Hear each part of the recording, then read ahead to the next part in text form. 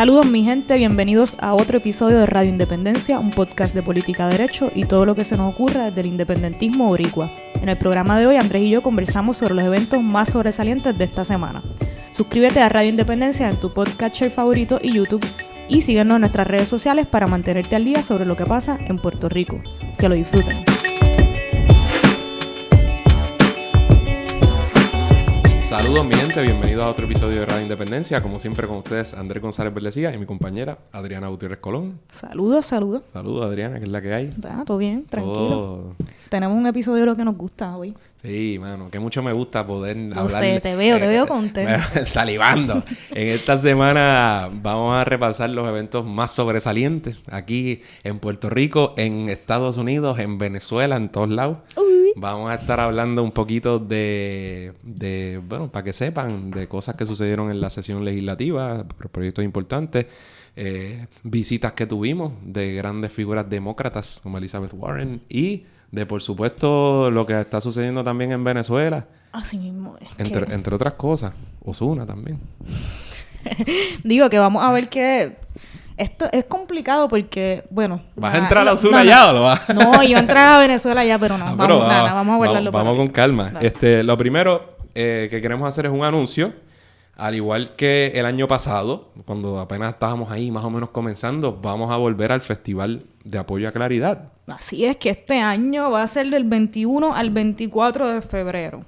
Donde siempre, en el estacionamiento del Irán Beat. Vamos a estar allí, vamos a tener una mesita. Se te quedó bien Bayamón del Irán Beat.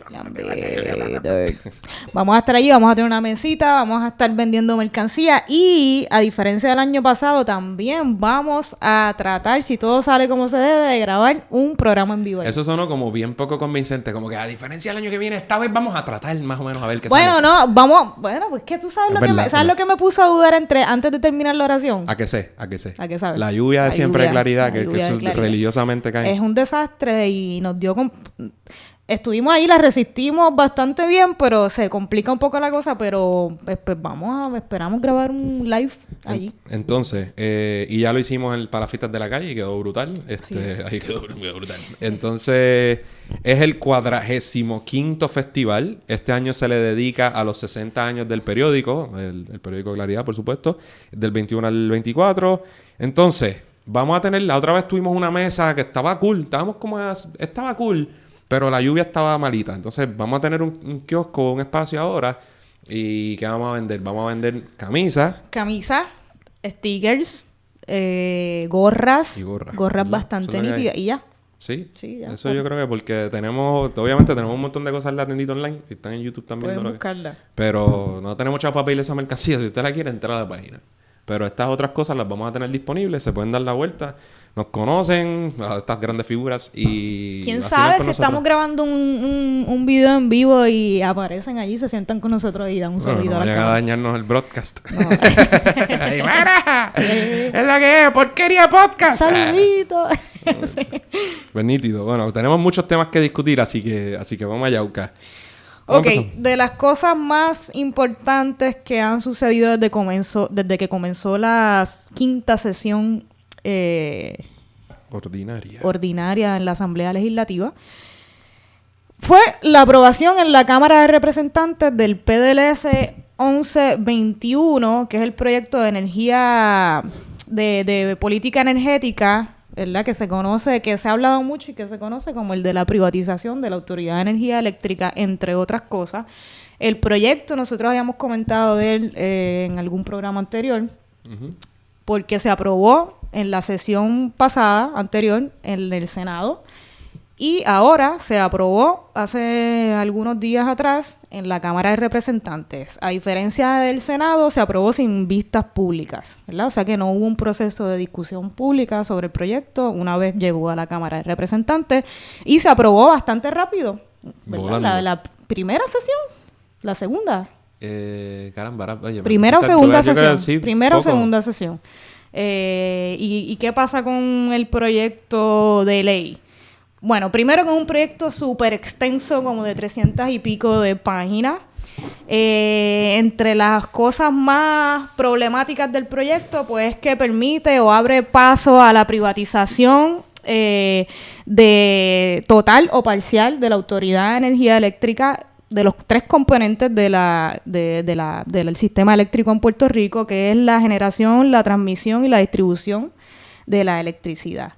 Además, que propone un proceso de transición a energía renovable en el país que parece a primera instancia algo positivo, y lo es, si no fuese porque es un proceso que se va a tardar bastante y no como nosotros esperaríamos, ¿verdad? Que fuera un proceso más agilizado como pasa en otros países, por ejemplo en Hawái, que creo que tienen un periodo de transición de 6 años para llegar a una meta de 100% de energía renovable en el país.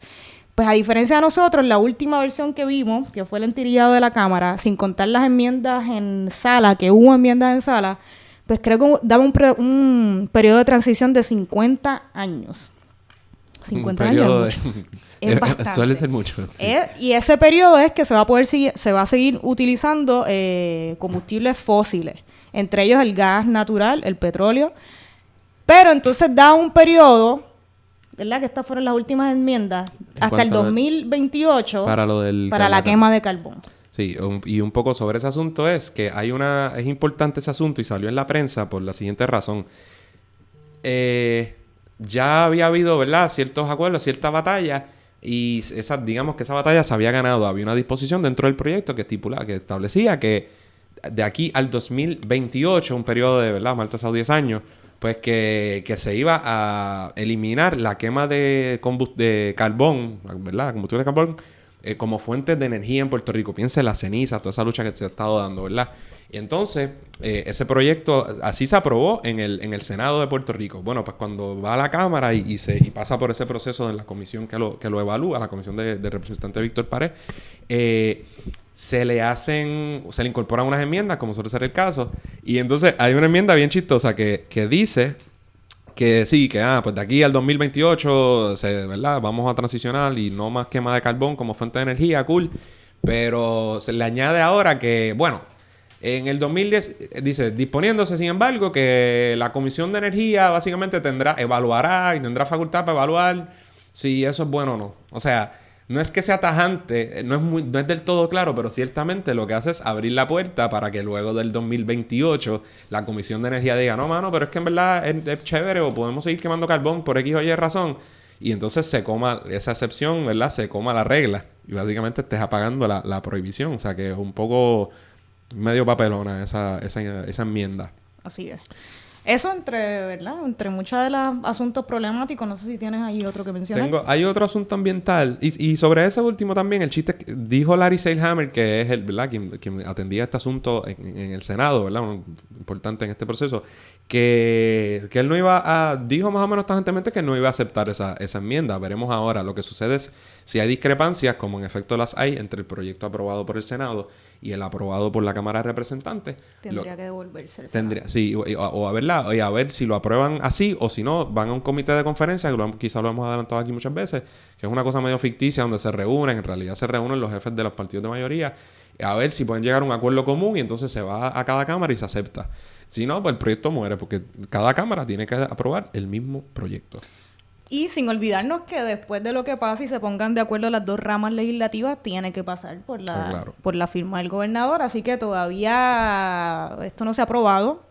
Hay falta todavía, así que vamos a estar discutiendo más adelante lo que pase con este proyecto. Entonces, otro asunto importante de ese proyecto, y yo creo que vale la pena detenernos porque es que es un proyecto de envergadura, es que también en el aspecto ambiental pasó algo chistoso nuevamente, y es que en la definición de lo que es energía renovable alterna, ¿verdad? Porque nos estamos tratando de mover para allá y ya todo el mundo sabe, combustible fósil, eso se acaba y en algún momento hay que movernos a otros tipos de energía. Pues ya también otra batalla que se había ganado era que se eliminara de la definición de energía renovable alterna, ¿verdad? Como fuentes de energía que las aceptamos y que son buenas, más allá del combustible fósil.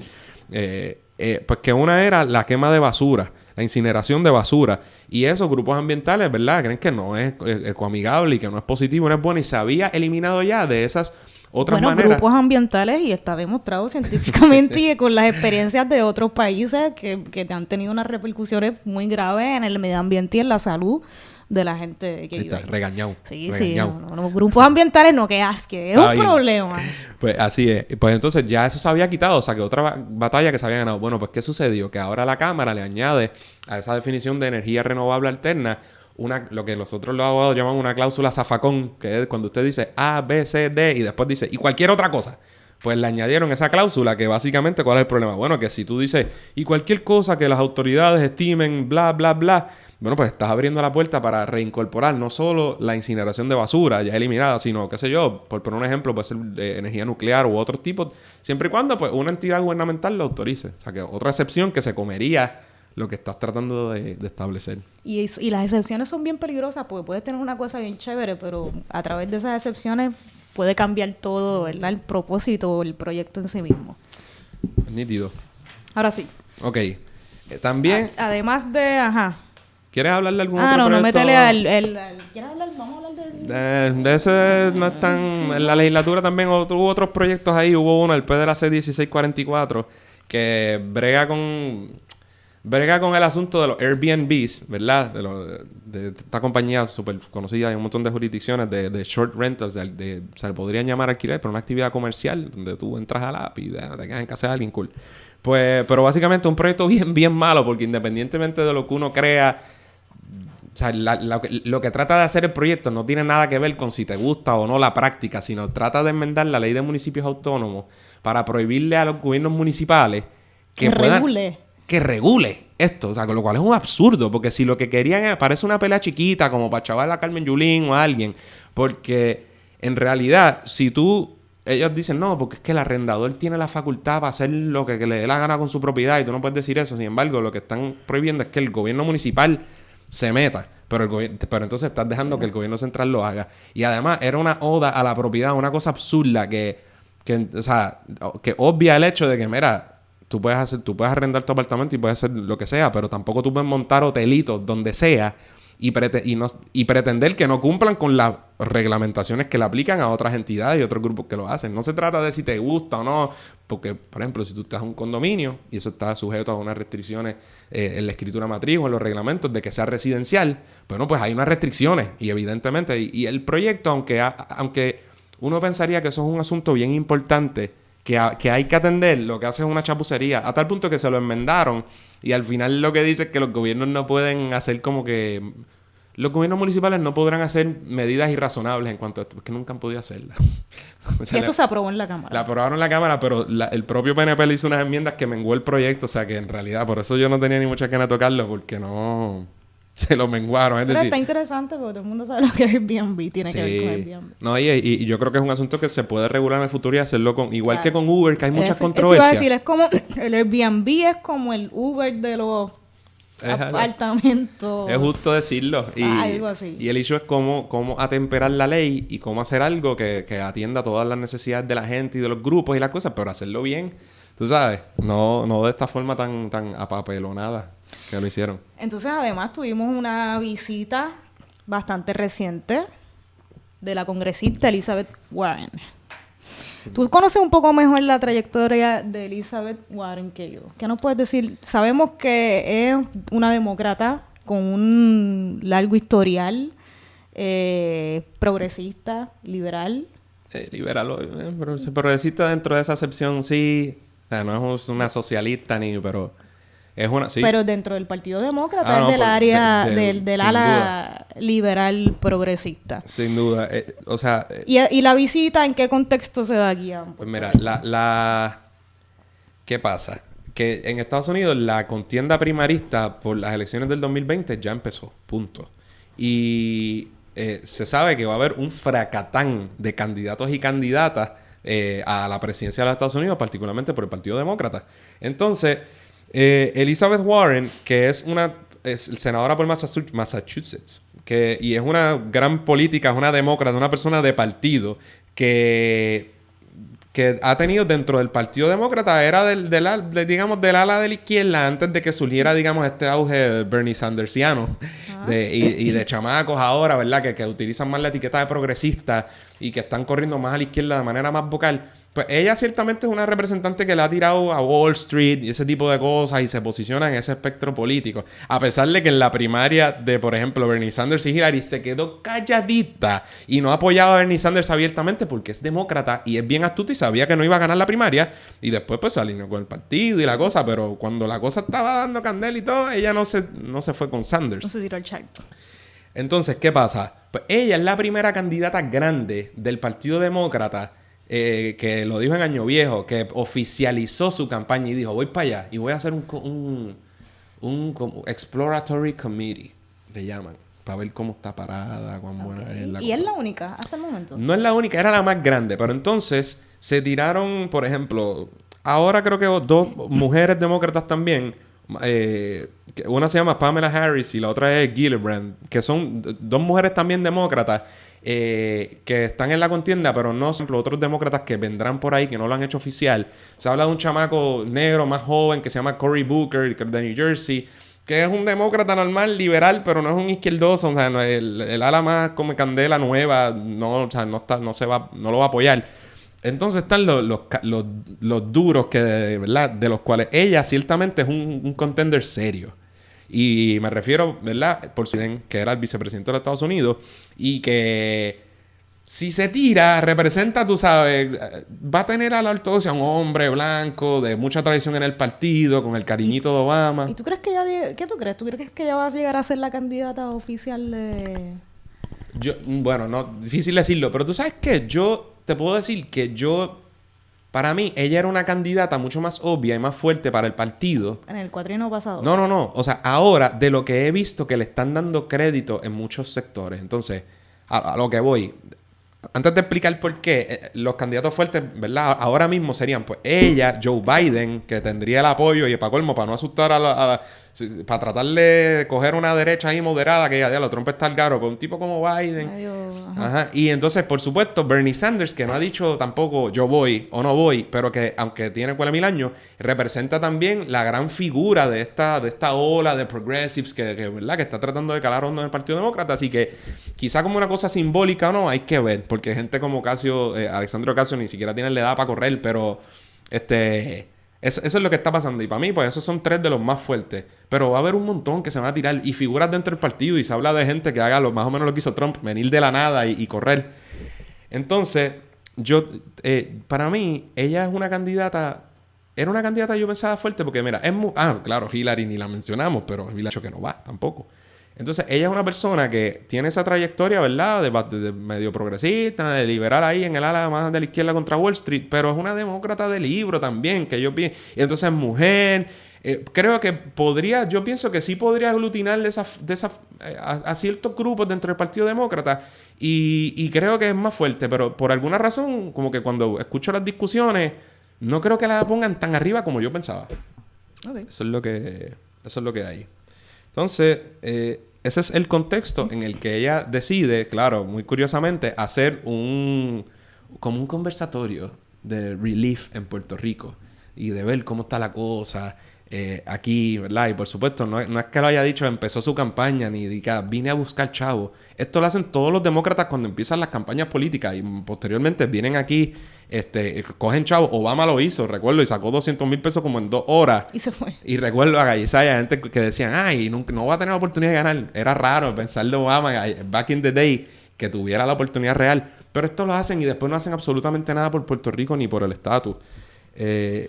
De hecho, se le preguntó allí, yo creo que hubo intercambio, hubo preguntas del público y de alguna gente sobre el estatus de Puerto Rico y no tomó ninguna posición, como era de esperarse. Yo no creo que no se comprometió así de ninguna manera y no demostró algo diferente a lo que han demostrado los candidatos demócratas que vienen aquí a Puerto Rico o que se expresan allá en Estados Unidos. ¿Demócratas o republicanos? ¿Demócratas o republicanos? Dijo que Puerto Rico... Que le tocaba a los puertorriqueños decidir su futuro, lo mismo que han dicho en toda la historia. Claro, y no dice, por ejemplo, nosotros como nación, Estados Unidos y como gobierno, tenemos una responsabilidad de acabar el colonialismo. Es increíble que haya lugares en el planeta que no, ¿verdad? Que no voten por la gente que los manda. No dijo, bueno, nosotros invadimos, la Junta contra el fiscal, no se habló de nada. Y puedes roncarle a la Junta también y decir qué malos son y Wall Street y bla, bla, bla. Pero definitivamente en cuanto al estatus no hizo absolutamente nada. Bueno, que Promesa lo aprobó un demócrata, que no se nos olvide eso tampoco. No, pero pues, absurdo. Sí, que puso para colmo una junta de control fiscal en manos de una gente casi controlada por los republicanos. Pero entonces, ¿por qué hablamos por Warren? Bueno, pues aquí viene lo más cool, que uno ve Suave. la efervescencia, ¿no? Porque entonces una eyaculación precoz y unas cosas que de ciertos sectores que básicamente le juegan al juego sin exigirle que tome posturas, particularmente en cuanto a esto. Entonces usan su bagaje político y estás haciendo lo mismo que han hecho un montón de políticos populares y que han hecho siempre. Que es hacerle campaña, ¿no? ¿Qué es hacerle? Y el issue es que, por ejemplo, claro, nosotros los independentistas, como los que somos independentistas por imperativo moral o por convicción o porque entendemos que una cosa no se puede desvincular de los asuntos económicos de este país y que la Junta de Control Fiscal es una imposición de la Asamblea Legislativa de otra nación, de los Estados Unidos, no de los buitres, y ese tipo de cosas, y cómo la falta de democracia es un elemento básico de cualquier planteamiento político, y cómo no hay tal cosa como una colonia socialista. Pues este tipo de asociación sin una exigencia a cambio de que tú asumas una postura en cuanto a la descolonización de Puerto Rico y eso, pues nos molesta y no es... A mí, de nuevo, yo no tengo problema con Elizabeth Warren, con su política y dentro del espectro político de los Estados Unidos, ciertamente es de lo mejor que hay. Pero de ahí hacerle campaña y llenar la yupi como hicieron con Bernie Sanders de banderas americanas y chihichijá y hacerle risa y a recaudarle fondos. Claro, y es lo mismo porque que no nos olvidemos que estos congresistas, ¿verdad? Están allí, que nosotros no tenemos nada que ver ni tocamos ningún pito para elegir a los congresistas que en su momento se elijan en Estados Unidos. Es como tener una gran oportunidad y no achacarle uno de los puntos más obvios e importantes que aquejan a Puerto Rico. O sea, ponle en 3 y 2, haz algo, porque yo quisiera reunirme con ella y entrevistarle y hacerle las cosas. No es ese el issue y no es que no haya aliados. Pero tampoco es que eso a cambio para tomarme un selfie y no hacer nada. Y por eso como independentista eso es un issue. Y a la hora de nosotros, una cosa, ¿verdad? Entablar diálogo y hacer lo que sea. Pero este tipo de regalo y hacer campaña a lo loco así me parece una busconería. Y es que, claro, si tú eres independentista subsidiario o por eso es que te mueves tan flexiblemente ya sea al Partido Popular o al Partido Demócrata como si nada. Bueno, pues claro, porque no te estás dando cuenta de que con esas acciones probablemente estás jodiendo al independentismo organizado. Porque te crees que eso no tiene consecuencias, pero para llegar a esa... es que pues yo soy flexible en cuanto a otros asuntos. Bueno, pues estás invisibilizando y estás... aguantando a la gente que está tratando de empujar un asunto político que es súper apremiante para los puertorriqueños, que es la descolonización e independencia. Porque el estatus actual no es el default no es un estatus político. El tú decir, es que a mí no me importa, yo soy si me conviene, pero es que esto como si la falta de toma de decisiones fuera una cosa normal, una de más opciones. No lo es. No lo es absurdo. Y entonces ese es el tipo de cosas que yo le doy gracias a Dios que existe Radio Independencia y también el PIB y otros grupos de independentistas, porque si es por mis redes y olvídate que Elizabeth Warren es la salvación y es el slippery slope del que empezamos cuando Bernie Sanders. Porque y de nuevo, a mí me encanta esa gente y yo los comparto y yo los sigo y son gente de la que yo puedo aprender, pero yo sé dónde yo estoy parado. Y cuando Sanders, que pasó lo mismo, unos roncaban super Bernie, pero nunca popular. Otro popular con el mismo análisis. Pero demócrata ni muerto. ¡Ay, bendito! Están haciendo lo mismo. Entonces, aquellos que, reconociendo las virtudes que puedan tener quienes no están en el mismo sitio, abogábamos tanto por los postulados de la izquierda como por la independencia salvaje, esos no los mires. Para tú poder tener ese análisis y comerte ese cuento y racionalizar desde esa postura política tuya súper mega vanguardista que no es tal, tienes primero que invisibilizar a los que de los que siempre te dieron otra opción. Y esa es la línea que hablan, de la que hablan mucho los pseudoprogres. Y estaremos pendientes a ver qué pasa con las candidaturas y con Warren, y a ver qué pasa si de verdad hay algún valiente que se atreva a plantearle los asuntos que de verdad son importantes en el país, como acabas de decir, es la descolonización de Puerto Rico. Y no, vamos a ver qué pasa, que yo no espero mucho con los demócratas ni el juego político de los demócratas en Puerto Rico, pero nada, estaremos pendientes de lo que pasa. Es nítido. Entonces, la Junta de Control Fiscal sigue dando candela, y esta vez contra la Comisión Estatal de Elecciones, que es un tema bastante complicado y que levanta mucha animosidad en Puerto Rico, ¿verdad? Yo creo que nada, no sé, de momento ahora todo el mundo está a favor de la Junta de Control Fiscal en cuanto a esta decisión de cerrar la Comisión Estatal de Elecciones por los gastos en los que se incurre.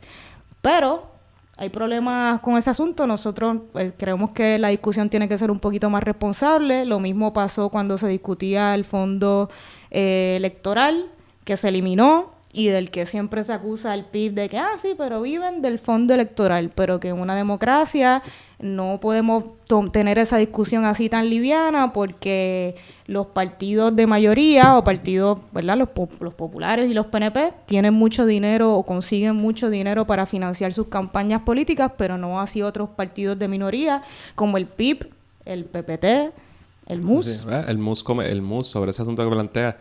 Y yo estoy seguro que... me consta que algunos se arrepintieron porque como una cuestión para que sonara se exigieron renunciamos al fondo electoral. Pues les costó porque... y para colmo, ideológicamente era bien extraña esa decisión que nos desviamos aquí. Porque precisamente uno pensaría con... ¿verdad? Esos sectores... Y al igual que el PIB, somos los que abogaríamos por el financiamiento público de campañas políticas versus los otros que se pasan metiendo el dinero privado que le da pie a la corrupción. Y sobre eso de la comisión... Y mira cómo todo se entrelaza. Claro, si tú eres un independentista táctico o lo que sea, pues entonces tú dices, a mí no me importa lo que haga si la Junta lo digo, pero me gusta, o los gallos, bueno, pues yo me callo, que se joda. Pues mira, primero, yo no voy a brincar los hoops, como dice la gente, porque la Junta ahora de repente, una entidad compuesta por 7 personas por las que nadie votó. Hay que ser consistente. Claro, y por las que nadie votó, ahora, se le ocurrió la gran idea. Y fíjate... de incidir sobre el ordenamiento electoral de este territorio. Mira qué clase de canica y ovario. Y ahora la gente... Y entonces hace una semana o hace unos días, ¿no? La Junta de Control Fiscal va a los medios que están claros, la gente que está clara, y de momento, ¿verdad? Asumen otro tipo de postura cuando entonces la Junta promueve ¿verdad? O da esta idea o este mandato. Lo que todavía no se ha concretizado, pero vamos a ver qué pasa también. Y nada, nosotros también tenemos aquí capítulos con, por ejemplo, el comisionado alterno del PIB, Adrián González. Tenemos un capítulo que nos explica, entre otras cosas, ¿verdad?, algunas de las muchas funciones de la Comisión Estatal de Elecciones, como podemos decir entre ellas, depurar las listas de los electores, ¿no? Hay gente que se muere y para que no haya muertos votando o ese tipo de cosas, pues para eso hay empleados en la Comisión Estatal de Elecciones que se encargan de eso, y que es complicado también hacer eso porque la propuesta es que se abra solamente el año electoral. Y un poco, hoy yo escuchaba a Adrián en una entrevista que le hicieron en el 4 y estuvo muy buena, muy informativa, porque dijo también que los centros de servicio que se abrieron ayer cuando salga el programa que se abrieron a través del gobierno, no recuerdo el .gov o whatever, y ese tipo de certificados se están dando en la Junta de Inscripción Permanente. Pero más allá de entrar al detalle, porque ciertamente y en una condición de precariedad, pues yo creo que puede haber espacio para recortar, ese no es el punto. Y yo creo que hay que valorar eso como todo lo demás. Yo creo que todo el mundo tiene esa misma postura, de verdad. Pero lo que nosotros como independentistas y nosotros más particularmente como pibiolos, el chiste tiene que ser que ahora yo venía escuchando a una gente en la radio, populares y PNP, analistas, que ahora están de acuerdo, seguro, que hay que cortar. Brother, ni ustedes ni sus gobiernos que han tenido la oportunidad de cambiarlo, porque el PIB nunca ha tomado la decisión de eso y no ha tenido la oportunidad de cambiar ese asunto, nunca lo han hecho. Entonces, entre los ejemplos que da Adrián son las primarias que se celebran en Puerto Rico para los candidatos a presidencia en Estados Unidos, que se gasta, si no recuerdo bien la cifra, pero quizás 1 millón o más. Sí. Y se gasta ese dinero en las primarias que se celebran en Puerto Rico, que es un absurdo. Pues entonces hay que tomar eso en consideración, y que la gente, que los partidos que han estado en el gobierno y en el poder han tenido la oportunidad de hacer este tipo de medidas y no lo han hecho. Pero lo más chistoso es que, por supuesto, ¿qué es lo primero que hacen? Como lo del fondo electoral. De repente mencionan al que nunca mencionan. Porque el PIB también tiene. No. tú estableces un sistema que es el sistema electoral imperante, que se basa precisamente en el principio de desconfianza, donde tú sabes que en este país no es una exageración, es una certeza matemática, y todo el que ha participado en el proceso político lo sabe, que si tú no tienes gente tuya allí, por ejemplo, en los colegios electorales, te van a robar los votos. O sea, no es una... Te van a robar los votos. No, se supone que nosotros, para colmo, le dejemos los foros y que ellos elijan el PNP y el PPD. ¿De verdad? ¿Cómo van a funcionar los procesos políticos? Y por supuesto hablamos del PIB, pero también puede ser cuando estaba el PPT inscrito, cuando estaba cualquier partido político inscrito. Pero claro, ahora mencionan al PIB como para coger cierta, tú sabes, no, porque el PIB es distinto, para tirarle esa. Sí, por eso el ejemplo del fondo electoral, más o menos va por ahí la cosa. Claro, siempre el mismo trato. Fondo electoral del cual PIB era el que menos se beneficiaba. Era el que menos se beneficiaba, porque ellos tenían las mismas partidas y más, y el PIB era el único que devolvía fondos, cosa que ya el fondo electoral se fue. Pero el chiste es que, y de nuevo, ideológicamente, pero es que si yo tuviera la oportunidad de cambiarlo todo, como hacen en otros países, en Francia y demás, yo iría por una financiación pública de las campañas políticas para sacarle el inversionismo político y que luego los políticos paguen esas inversiones ¿verdad? Con acciones políticas y legislativas y demás. Y tu idea es la política opuesta a lo que está sucediendo de verdad en Estados Unidos, Citizens United y demás. Otro punto que nosotros, ni aunque yo tuviera una varita mágica, o tú, o María Lourdes Santiago, quien fuera, no podríamos alterar si no se cambia el estatus, porque ellos han constitucionalizado la locura del dinero público en las campañas. Y lo han llevado ¿sabes? Literalmente sus interpretaciones de la Constitución de los Estados Unidos, de lo que significa libertad de expresión, lo han llevado a speech, a dinero. A las corporaciones. ¿Entiendes? Y es absurdo. Y ahí no... ¿Verdad? Un poco metemos el estatus otra vez. ¿Queremos hablar del cierre del gobierno federal? Sí, yo creo que sí, alguito para mencionarlo. ¿Qué ha pasado? Tú eres el que está al día con lo federal. Sigue cerrado. Sigue cerrado. Culminado. Ya lleva más de 32 días en el momento en que estamos grabando. Es el cierre más largo en la historia de los Estados Unidos. No se vislumbra una salida pronta, seria. Trump lanzó unas ofertas ahí que los demócratas rechazaron rápido. Y yo creo que rechazaron rápido bien, porque eran medio absurdas. Y tú sabes que, perdón que te interrumpa, en el programa anterior, en las fiestas de la calle, ¿verdad? Que hablamos del cierre del gobierno federal, mencionamos que, ¿verdad? Del dinero que se le quiere recortar a Puerto Rico, de las ayudas para la recuperación de María, para el financiamiento del muro, que es parte fundamental del tranque que hay ¿verdad? En el gobierno federal, pero que ahora salió una noticia reciente hoy, con todo lo que está pasando en Venezuela, que ya mismo tocamos ese tema, de que Estados Unidos le va a ofrecer no sé qué partida de dinero de millones de dólares a Venezuela para ayudarlos con sus problemas de derechos humanos y no sé qué. Nada. Qué bárbaro. Mientras el gobierno de los Estados Unidos está cerrado. De verdad que es increíble. Pero sí, mientras hay empleados federales que ya que han estado 2 quincenas sin cobrar. 2 quincenas, mano. Si yo estuviera sin cobrar 2 quincenas, la cosa estaría apretadísima. Y hay un montón de gente que está en esa posición. Y lo que es incluso peor, hay gente que está sin trabajar y que por tanto no tiene ingresos. Hay gente que está trabajando porque trabajan en posiciones, ¿verdad? De esenciales, por llamarlo de alguna forma, y que a lo mejor trabajan en cárcel o son fiscales o lo que sea, y tienen que ver con personas que están bajo custodia o cualquier otra cosa. Y tienen que ir a trabajar sin cobrar, hermano. Sí, ¿esclavitud? Pero no le llames esclavitud. Bueno, trabajar sin cobrar. Sí. Y se les pagará en su momento, ¿verdad? Es el entendido. Pero no deja de estar brutal. Así que nada. Eso fue gran parte de lo que transcurrió. Ese fue el aspecto federal de nuestra semana, yo diría. Federal de nuestra semana. Ahora, cumbre de seguridad. Eso sucedió hace unos días. Nosotros llevamos bastantes décadas con un problema de seguridad en el país y de violencia, de seguridad pública. Comenzamos el año también de una manera bastante cruda, con muchísimos asesinatos en plena luz del día, tiroteos de carro a carro en las avenidas a las 8 de la mañana, días de Reyes y violencia de género contra la mujer horrible también, que llevamos muchísimo tiempo sufriendo esto, entonces el gobernador y el gobierno de turno, Ricardo Rosselló y su gabinete, su corillo, el combo, realizaron esta cumbre de seguridad que se llegó a algo. Mano, es que... No, fue más bien, ¿verdad? Lo que nos parecía a nosotros un show mediático. Yo creo que una de las cosas más interesantes fue el discurso de Ricardo Rosselló de la mano amiga versus la mano dura de su padre. En aquel entonces, en los 90, ¿verdad? En los 90, con su campaña de mano dura contra el crimen. Sí, tú tenías como 5 años o algo así. Sí. Sí, algo así. Me llamó la atención porque no quería... Yo, de acuerdo, o sea, cosas que reseñar, ¿verdad?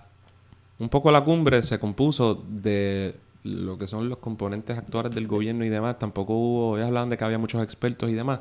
Pero ciertamente cuando se leían las ponencias y demás, eran pues los políticos que han estado actuando actualmente. O sea, no es una... Jefes de agencia. Jefes de agencia fueron quienes dieron los testimonios. Ay, mano, ojalá que funcionaran las cumbres. O sea, ojalá que rindiera fruto este tipo de iniciativa. Es un poco difícil, si uno lo dice sensatamente, pues ver que, ¿verdad? Que eso haya sido un ejercicio de un éxito brutal o algo que... Es chévere que se haya hablado de la desigualdad social, ¿verdad? Como uno de los principales problemas o de las principales... males sociales o que males conducen sociales que conducen al problema de violencia y de seguridad que hay en el país, pero pues a mí, no sé, lo que me incomoda todo, está chévere que se hable, se tiene que hablar, es parte de, ¿verdad? Yo creo que tiene que hablarse, tiene que haber una discusión pública, pero cuando tú hablas de desigualdad social y la condenas, entonces a la misma vez hay todo un gobierno que está tomando un montón de medidas que contribuyen a su vez a la desigualdad social, como los recortes a la universidad pública en el país, que le va a cerrar la puerta a muchos jóvenes que no van a tener opciones para pagar una universidad privada o pagar el costo de la matrícula de la UPR que sigue aumentando, o cierras escuelas públicas y complicas la situación social. Pues entonces a mí el doble discurso, ¿verdad? Entre lo que se habla en esta cumbre y las acciones del gobierno, pues eso es lo más que me incomoda a mí. Sí, y de acuerdo, me recordó lo que al principio del cuatrenio, porque antes de que viniera María y toda esta cosa, el GO y su equipo de mediáticos, por llamarlo de alguna forma, eran bastante astutos en cuanto a... Y por eso tú ves hablando mucho de las cosas de las mujeres, como que adoptando ciertos discursos que uno de izquierda, no, ¿verdad? Que son buenas. Y me pareció que aquí, por ejemplo, esta cosa de hablar de la desigualdad social, cambiar la mano dura, como que este tipo está haciendo... De alguna manera está enviando un mensaje contrario a su papá. O sea, eso... Algo hay ahí. Pero incluso Wanda Vázquez, la secretaria, me da risa porque algo que desde la derecha y demás siempre se satiriza, la cuestión del lenguaje inclusivo, pero ahora tú ves un montón de funcionarios públicos incurriendo en ese tipo de lenguaje inclusivo. Y decía, mano, qué fácil se apropian de los discursos y las cosas para parecer cool y pop y demás, pero en realidad tú no estás, como tú dices, yendo a la sustancia. Tus políticas públicas y tus acciones son concretas... contrarias al discurso que estás adoptando o ofreciendo. Totalmente. Eliminaron la fucking... ¿cómo se llama? Diablo, iba a decir, de equidad de género perspectiva de género del currículo o sea, de educación. ¿de qué estamos hablando? Si tú eres tan absurdo que para complacer unos grupos sectarios, ¿sabes? Recalcitrantes de derecha conservadores aquí, tú tienes que hacer un statement de voy a eliminar la perspectiva de género de las escuelas. Así es, sí, ¿por qué no? Porque eso le toca a la educación sexual. Y la educación sexual también se quitó en la nueva ley de educación, porque eso le toca a los padres trabajarla, pues entonces pues vienen estas contradicciones. Nada, y eso es lo que a mí me incomoda todo esto. Más allá de eso, pues cool, ¿no? Ojalá y el discurso se convierta en acción. Uh-huh. La cumbre. Nítido. Pues ahora sí. La última vez que hablamos de Venezuela aquí, yo me fui como en un tantrum de cuando el asesino... Algo me dice que esto va a volver a pasar. No hay Algo me dice tantrum. que esto va a volver a pasar. No hay tantrum. Dije, no voy a hacer tantrum. Pero la última vez que hablamos de Venezuela fue cuando hubo un atentado, un intento de magnicidio contra el presidente de la República Bolivariana de Venezuela, Nicolás Maduro. Pues ahora Venezuela está súper mega caliente otra vez.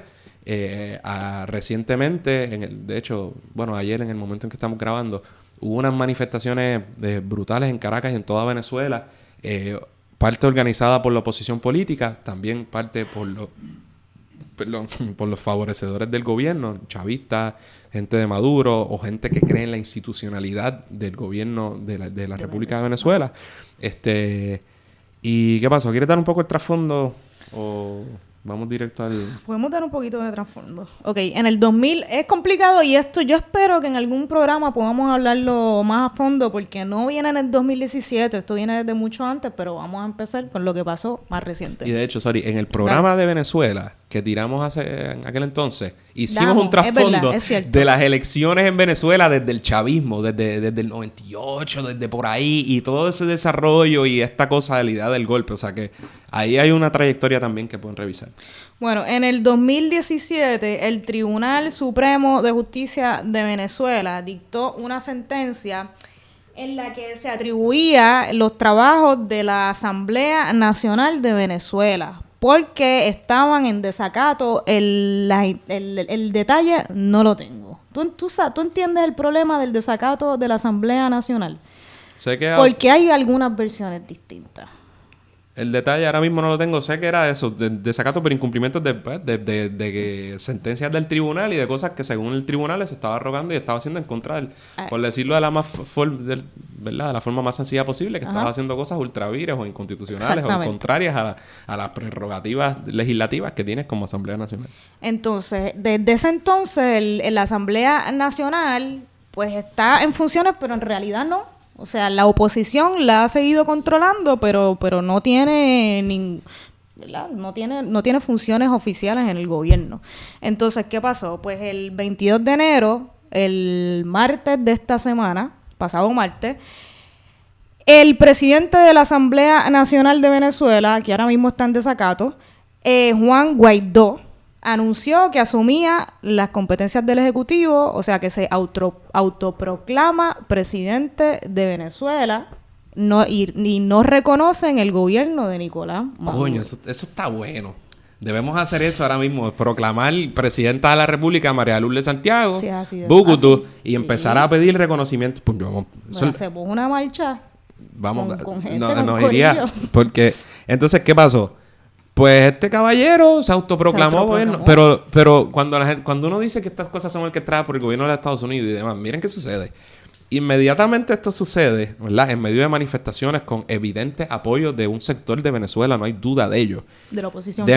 Sí, por supuesto. Al igual que el gobierno de Maduro tiene un gran sector que lo favorece también, obviamente. Ajá. Pues, ¿qué pasó? Estados Unidos inmediatamente reconoce a este tipo como presidente de Venezuela. Pero cuando dice inmediatamente, es inmediatamente. O sea, yo creo que fue a raíz de un tuit, no fue ni siquiera de un comunicado de prensa newsflash para los que nos estén viendo y escuchando, porque lo sabían, porque está orquestado, porque se sabe lo que... ¿Entiendes? Porque es en común acuerdo. Y inmediatamente Canadá... Así que esto es un mensajito para los que son locos y locas con Justin Trudeau. Saludito a alguien, no voy a decir nombre. Que es un tipo liberal, cool, tipo obamaesco, sí, el chulito, el nene. Reconoció a este tipo como gobierno, ¿verdad? Como el gobierno legítimo de Venezuela, interino. Brasil, bueno, y toda la derecha. Él y toda la derecha de América. A raíz de un llamado que hace Trump a que todos los países de este hemisferio apoyen a la presidencia de Guaidó, que se acaba de autoproclamar presidente de la... Bueno, y uno de los precursores ahí fue Ricardo Rosselló, que rápido reconoció a este caballero como... Que sale en la lista de países. Ricky. Pero Ricky, rápido. Tú sabes, hay que ser bien caripelado. Mientras tú tienes una junta que no te deja ni asignar dinero para poder poner al día los rape kits que hay en ciencias forenses, literalmente para... esclarecer los casos de posibles agresiones sexuales en tu país. Y hacer la denuncia de que existe un colonialismo y que porque Trump que tiene que... Pero a la misma vez te vas en el bloque y así de fácil doblar. Porque esta gente... Entonces, por supuesto, en México y países que creen en Rusia y países no solo con gobiernos de izquierda, y Nicaragua, Uruguay... te lo voy a decir. A favor de Juan Guaidó. Estados Unidos, Canadá, Brasil, Colombia, Perú, Paraguay, Argentina, Ecuador, Costa Rica. Ecuador, yo no estoy tan segura. Costa Rica, Chile, Guatemala... como está porquito. Pero no me... Yo te estoy Guatemala, Puerto Rico, Honduras, Panamá... Puerto Rico y República Dominicana. Esos son los países que favorecen. Ahora, los que reconocen a Maduro como presidente de Venezuela, México, Rusia, Bolivia, Turquía, Cuba, Guyana, Santa Lucía, El Salvador, Nicaragua y Uruguay. Eso hasta el momento. Ese fue el... Por lo que pasa es que hay muchos mapas que están corriendo por ahí. España siempre cagadito. Y España es peculiar. Primero porque es un país importante en términos de tradición histórica de Latinoamérica y demás. Pero entonces ahora está Pedro Sánchez, el PSOE y la cosa. Zapatero siempre como que ha mantenido un diálogo con Venezuela y demás. Pero por otro lado tiene unos sectores de derecha bien fuertes allí. Y por ahora está quieto y dice, no, hay que ver qué hace la Unión Europea. Y está como calladito. Así que veremos qué pasa. Otra cosa que ha pasado interesante fue que en uno de sus discursos en estos días, Maduro dio un plazo de 72 horas para que el personal diplomático estadounidense que vive y que trabaja o que está en Venezuela se vayan del país. Que vi que Trump y el gobierno pues de Estados claro, Unidos... que como tú tienes un gobierno que está fomentando abiertamente un golpe en tu país. Un golpe de votarlo, Estado, pero había que votarlo para ayer. Pues Trump dice que no, porque él no reconoce a Maduro como presidente, así que la orden nada. Y entonces, interesante no es la palabra. Más bien, es un poco... me asusta un poco lo que vaya a pasar cuando se termine ¿qué va a pasar cuando termine el plazo? Bueno, vamos a ver, pero la posibilidad de una intervención militar está ahí, pero el hecho es, miren qué fácil, mira qué fácil ya hace esto desde el 90 y tanto, desde Chávez hay un golpe de Estado que se ha intentado en más de una ocasión. Y si no, una campaña de odio hacia el chavismo y demás, independientemente de las virtudes o deficiencias que uno crea del gobierno de Maduro. Y yo tengo mis molestias con Maduro y desde el pajarito y otras cosas, incluso con Chávez, el socialismo cristiano y demás. Pero oye, mire, que hay una crisis de verdad en Venezuela, eso tampoco se puede negar. No se puede negar. Y nosotros no estamos aquí asumiendo una postura a favor del gobierno de Maduro. Bueno. Pausa. Lo que yo quiero decir es que no estamos diciendo que Maduro es el mejor presidente del mundo y que las cosas están bien y que no está pasando nada y que no hay una crisis y que no hay gente pasándola mal en Venezuela, porque no podemos decir eso. Lo que sí tenemos que rechazar y es importante es la intervención militar y extranjera de otros países, ¿verdad? Inmiscuirse en los asuntos de una nación con una historia grandísima. Por eso esta gente, y mira cómo la derecha de todos estos países y demás se pasan, y hablemos de la puertorriqueña, se pasan hablando de democracia y de democracia cuando estás abiertamente apoyando que se derroque a un gobierno para poner a un tipo que nadie lo eligió, o sea, que no se eligió para esas funciones. ¿Y a cuenta de qué? ¿Sabes? Que yo creo que debería preocupar. Y tenemos un montón de ejemplos de cosas como esta en América Latina a través de la historia, pero incluso en el siglo XXI. Igual, tú sabes... Y nosotros somos cuidadosos a la hora, ¿verdad?, de asumir posturas porque es un tema bien complicado. Y posturas de en contra de la intervención, eso es fácil y está claro. Pero lo que está sucediendo en Venezuela es complicado porque nosotros no estamos viviendo ahí, ¿verdad? Y nos faltan muchos detalles por conocer y cosas que no entendemos ni comprendemos de su política o de lo que está pasando allí. Pero es una barbaridad que estemos nosotros apoyando y la derecha aquí en Puerto Rico, o la gente que ha asumido, no necesariamente de derecha, postura a favor de la intervención o reconociendo a este autoproclamado presidente, pues yo creo que no son tan cuidadosos como nosotros. Claro. ¿Y qué saben igual de ellos de esta persona? Disparando la boqueta. Ay, mira que mucho apoyas a Maduro, apoyas a Venezuela. Oye, ¿y dónde está tu self-restraint? ¿Por qué no te callas tú y roncas de que sí sabes y te comes todos los cuentos que te vende la prensa con sus intereses económicos? Claro. Y no lees para nada el otro lado, porque newsflash, hay otro lado. Y ¿sabes? Y el hecho de que tan abiertamente estén apoyando lo que a todas luces es un golpe. Y claro, de una forma tan liviana. O sea, la gente no sabe lo que conlleva un golpe de Estado para un país y una población de un país. O sea, es una cosa bien triste y bien dolorosa. Y eso es otra cosa. Ricardo Rosselló vi que tuiteó algo así como que apoyamos el gobierno, el presidente... ¿Cómo es que se llama? Siempre se me... Guaidó, es que es complicado el apellido. Guaidó. Ay, se me perdió el hilo. Mira, pero... Espérate, te voy a decir. El tuit de Ricardo Rosselló decía algo así como que apoyamos el gobierno, a Guaidó, no sé qué, y el pueblo venezolano que está pasando por unos momentos de tensión, algo así decía, y de esperanza. Yo decía, ¿de esperanza? Pero tú sabes lo que es un golpe de Estado. Mira, y algo medio chistoso, para los que conocen un poco la historia reciente de todo este conflicto en Venezuela, Enrique Capriles, que era uno de los grandes líderes de la oposición, ¿verdad? Y que digo ahora que Guaidó no tenía el poder para liderar la oposición en Venezuela, o sea, que le tiró la mala, que uno esperaría, lo que pasa en todos lados, pero no deja de ser medio irónico eso. Así que, hermano, yo ojalá que puedan dilucidar sus conflictos en Venezuela mano, y ojalá que haya cierta estabilidad y paz social, pero que no se dejen. Que no se dejen y que ojalá, ¿verdad? No se vean en una confrontación así militar. Digo que la hay. Bueno, la suerte, o sea, hasta ahora los militares no... O sea, en otras palabras, vamos a quitarle... Han mantenido la institucionalidad. Sí. O sea, hasta ahora... Los militares no han dado el golpe, pero tú sabes el incentivo que tienen que estar teniendo esos militares diariamente, todo el tiempo, de la derecha colombiana, de todos lados, de Estados Unidos, tú sabes, mira, dale el golpe, dale, ¿sabes? Es algo que nosotros pues, no hemos vivido, obviamente aquí ha sido otro tipo de dinámica la que se ha dado. Sí, o sea, ¿qué carajo? Si aquí nos controlan formalmente, por eso no tienen que incurrir en este tipo de cosas.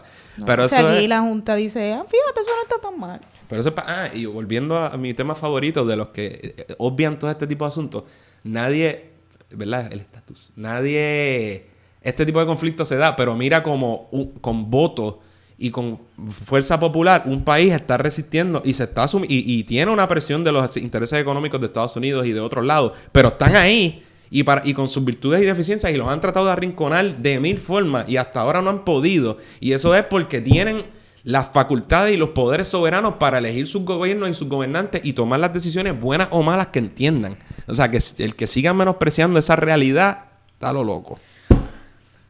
Estamos por ahora con Venezuela. Nada, esto es un tema que esto sí que está cambiando constantemente, o sea, todo el tiempo. Quizás cuando salga este programa puedan pasar pudieron haber pasado muchísimas cosas. Esperemos que no, esperemos que la cosa se estabilice, esperemos que los venezolanos puedan resolver sus asuntos internos y no necesiten la intervención de países extranjeros, sobre todo de Estados Unidos, que ya sabemos lo que la historia nos ha demostrado, lo que puede hacer la intervención imperialista y militar de Estados Unidos o de dictaduras promocionadas por Estados Unidos y los gobiernos de Estados Unidos en Latinoamérica. Mucho daño en la historia, esperamos que esto se supere y que no se salga de las manos. Y apoya a la gente en Venezuela, que no la deben estar pasando muy bien, sean del bando que sean. Pues nítido, acabamos con un bono. ¿Sabes que se me había olvidado? ¿Se te había olvidado? Bueno, sí. Yo voy a empezar con los míos.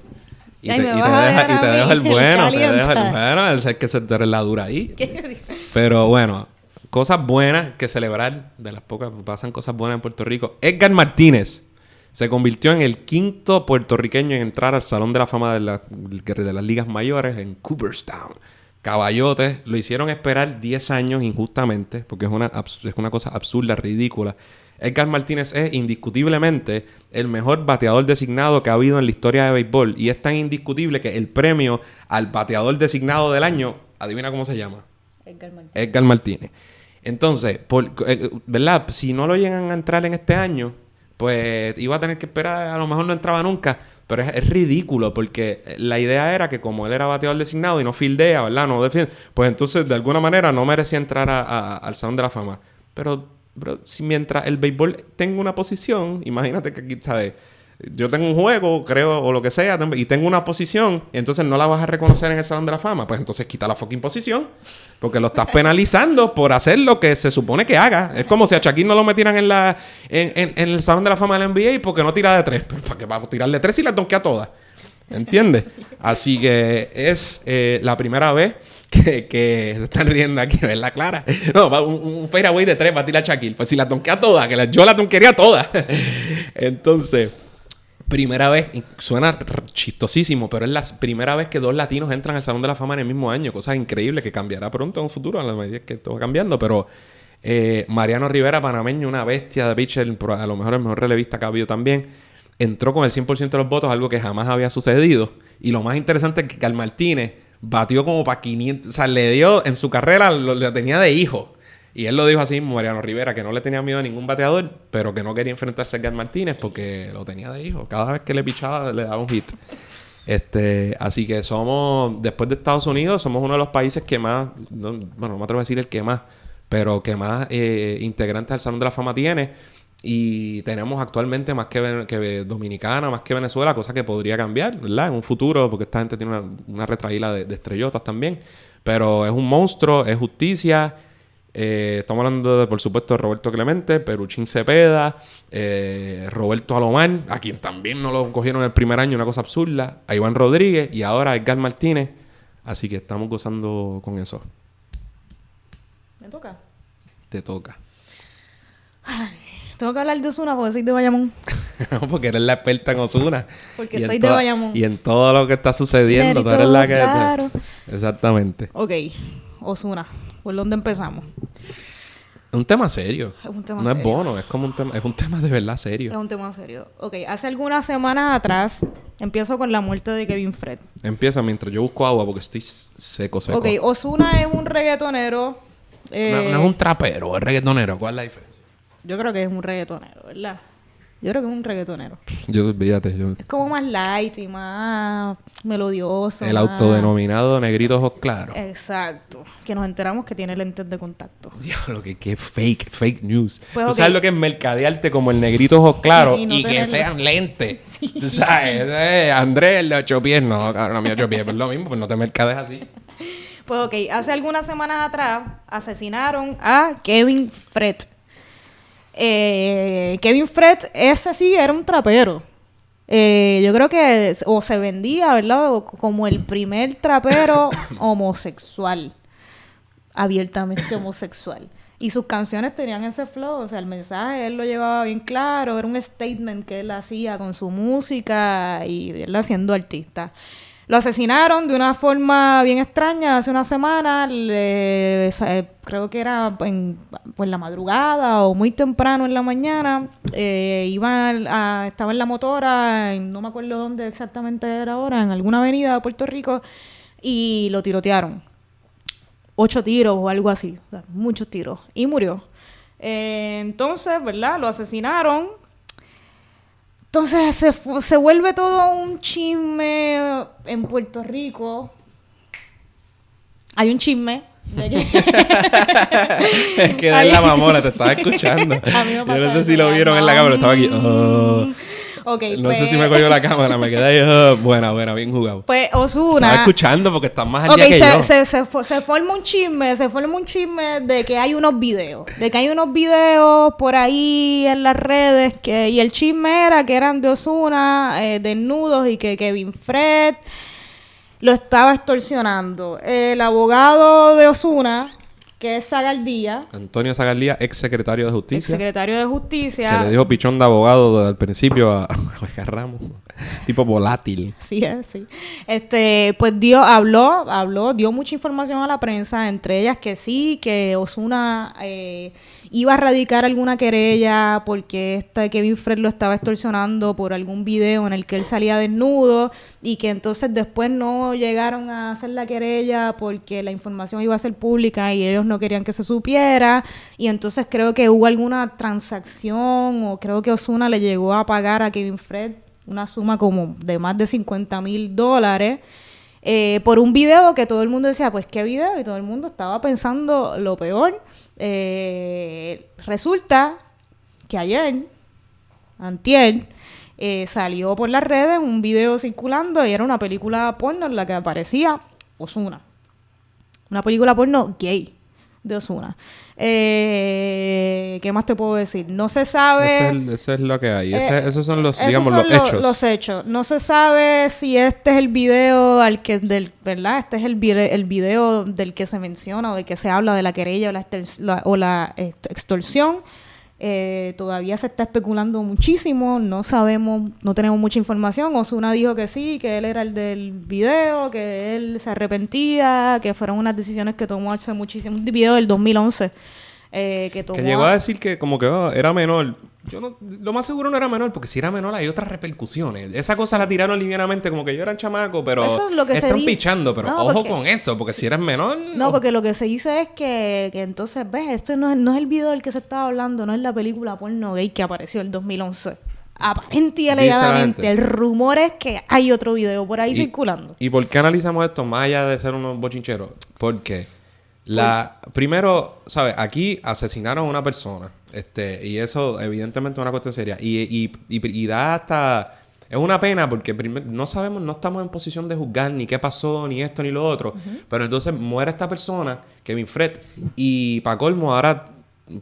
Para empezar, se está diciendo que puede ser o no cierto, ¿verdad? Que estabas extorsionando. Un poco se mancha. Yo pienso en la familia, diablo, mano, lo matan. Ahora es como, o sea, el extorsionador. Es un contexto muy feo.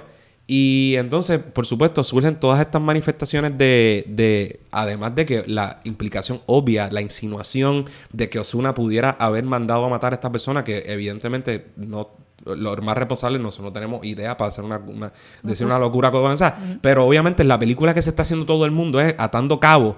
Que si esto, que si me estaba extorsionando, me va a sacar el video gay. Y entonces surgen también en todos estos debates de internet que, mano, la homofobia que todavía tenemos como sociedad, todos los chistes de mofa, más allá de estas cosas serias de que, ¿verdad? De la muerte, todo lo que sucedió, sino, pues que este tipo salió una cosa porno. Claro. O que Ozuna puede ser gay. O que cuando eso debería ser lo menos, tú sabes, so what, a mí qué me importa lo que tú hagas. Es más, lo que tú hagas en tu intimidad. Y si hiciste una película porno, pues, bro, hiciste una película porno. O sea, ¿quién no ha visto? Vamos a dejarnos de estupideces. Ahora todo el mundo con el pone. Yo creo que eso puede tener otros problemas cuando tú te ves forzado. Pero ya me estoy yendo a un debate que no tiene nada que ver con esto. Ajá. De que el problema es que uno por pobreza se vea ¿verdad? Forzado por fuerzas económicas, quizás en incurrir en prácticas que de otra forma no lo haría, que sería pues grabarte para tener sexo y demás. Ese elemento de voluntariedad. Al narcotráfico y a vender droga. Claro, pero eso es otra batalla. Pero más allá de eso, tú sabes, da pena que la mera posibilidad de que esto haya conducido, de que la extorsión porque te saquen un video gay o que se sepa que tú eres gay, de alguna manera te pueda llevar a, tú sabes, a esto es una cosa muy, muy penosa. Sí, y entonces Ozuna dijo también de unas declaraciones como que él se arrepentía de esto y que condenaba... Me arrepiento y lo condeno. Error de juventud, como Muñoz Marín dijo, error de juventud. Y lo del error, pues, también puede ser. Pero la condena, no sé, es algo medio raro. Y error, exacto, tú te vas a arrepentir, pero error, ¿qué? ¿Condena qué? ¿Qué es lo que tú estás condenando? La conducta gay, el hecho de que hiciste una porno, el hecho... No queda claro porque, como estábamos hablando ahorita, fuera del aire, eso de seguro él repitió lo que le dijo un libretista, lo que le dijo su abogado, lo que dijo, y déjalo ahí. Pero... Además de los comentarios de Don Omar, que es otro reggaetonero muy famoso en Puerto Rico, que tuiteó algo así como que estoy en un restaurante y no coman carne de pato, la carne de pato es dura, no sé. ¿Te gusta la carne de pato? A mí no, eso es duro. Eso es duro, no comas carne de pato, una cosa así. Que en el... Salió trasquilado. No, y que entonces, por supuesto, viene el nuevo Social Justice Warrior, el Bad Bunny Baby, y le puso algo ahí como homofobia a estas alturas, loco, en serio, algo así le puso. Se fue mega viral y se lo pasó por la piedra. Así que aprovechamos, y el chisme, además del chisme, es para condenar cualquier comentario de actitud homofóbica a esta altura, y respeto con todos los involucrados en este problema. Esperamos que se sepa qué pasó con Kevin Fred, ¿verdad? Y que su familia pueda estar tranquila y sepan qué fue lo que pasó. Y nada, no queremos especular mucho tampoco ni chismear, pero el mensaje es que no a la homofobia. Ya, está bueno de homofobia y respetos con la víctima también, y yo creo que la discusión debe girar ahí, no sobre Ozuna y sus películas gay, a menos que haya tenido que ver. Pero nada.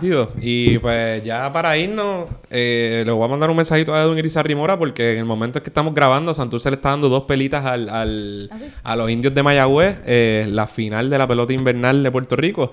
Ya cuando salga esto habrá pasado un tercer juego. El punto es que estamos repartiendo pasta y queso y voy a todas con Santurce a que sea nuestro representante en la Serie del Caribe. Pero está nítido, yo voy a ir mañana, voy a hacer todo o hoy, whatever, cuando usted esté escuchando esto. Voy a ir a un juego antes de que despachemos Hoy. a los amigos de... Para los efectos de los que nos escuchan. De y los nos indios de ven, hoy. Mayagüez. ¿Y tú con quién estás? Yo de verdad no estoy con nadie. Claro, pero qué tierra, no seas tan mordida, porque no tengas, No, de verdad no tengas que- equipo, no tienes que ser así tan hostil. Es que si no tengo equipo, no le voy a... Mentira, no, de verdad que no lo ¿Pero qué es seguido eso? mucho. Mira para atrás, eso es un cangrejo. En Radio Independencia deberíamos ser cangrejeros. Por solidaridad conmigo deberías ser cangrejera. ¿Cuán solidaria eres tú conmigo? No, pero es que Bayamón es otra cosa. Uno no puede ser solidario con Bayamón, pues, pero es que me estás olvídate. pidiendo demasiado. Yo te estoy pidiendo Mira, algo es más, razonable. me voy con Mayagüez. Me voy con Mayagüez. Diablo, con Edwin Irizarry Mora, que Edwin lleva, Irizarry Mora. lleva toda la vida montándotela. Está bien. Bueno, gente, pues yo creo que eso es todo por ahí. Ya discutimos lo que hay esta semana. El nivel de odio estuvo moderado. No hay yo creo. odio, no hay odio, no hay odio. En general.